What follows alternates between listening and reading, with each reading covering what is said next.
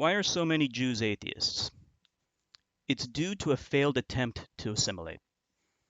I made a video talking about the founder of Zionism, Theodor Herzl, being an atheist. It turns out most early Zionists were atheists. So why was this?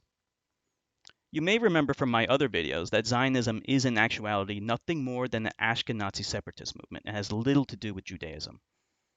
From here on out, I will be referring to Ashkenazis as merely Jews to be consistent with common vernacular of our time, despite the problems of an ethnicity being equivocated with a religion, which I already discussed in a previous video.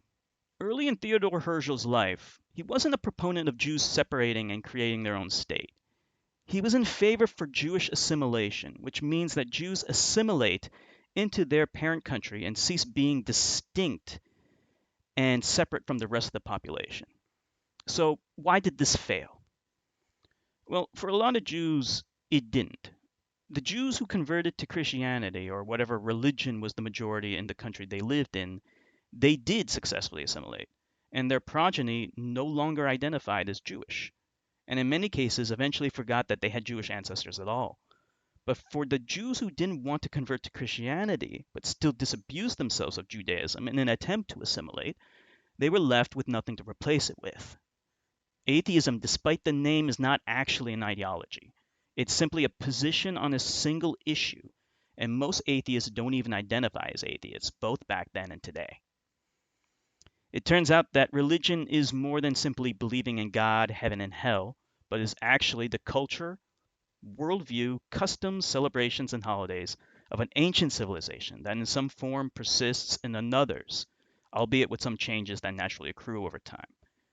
So while the supernatural beliefs of Judaism were rejected, since there was no other religion to replace their old traditions with, a lot of the cultural traditions, holidays, practices, rituals of Judaism persisted in many Jews and instilled in their minds that they were still Jewish. Beginning in the 1850s, scientific racism began to become popular, specifically race theory.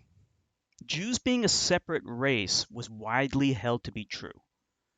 It's actually a myth that the Nazis were the ones who introduced the notion that Jews are a race, even though they did interact with Jews as a race.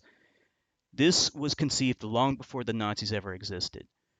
Jews being a race was a pseudo-scientific myth that was held by both Jews and non-Jews alike long before the Nazis came into power. So while Herzl initially favored assimilation and integration of Jews, his misguided beliefs that Jews were a race made him tribalistic, viewing Jews and by extension himself as different from everyone else. This made him vulnerable to anti-Jewish propaganda and rhetoric, and he would quickly relinquish his identity as an Austrian and instead fully embraced Jewish identity politics and nationalism. This view was shared by all other atheist Jews at the time, and this is ultimately what caused assimilation of atheist Jews to fail. So in conclusion, Zionism is not only an Ashkenazi separatist movement, but it's the lingering remnant of debunked pseudo-scientific racism which festered in the minds of atheist Jews who simply failed to assimilate and saw themselves as a separate race when they never actually were. To this day, even anti-Zionist Jews still believe Jews are an ethnicity.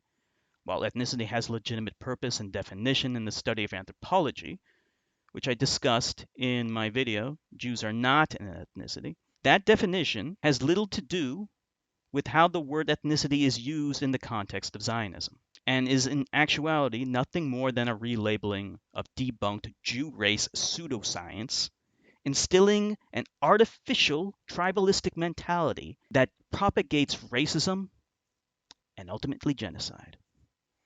And that's the reason why. See ya.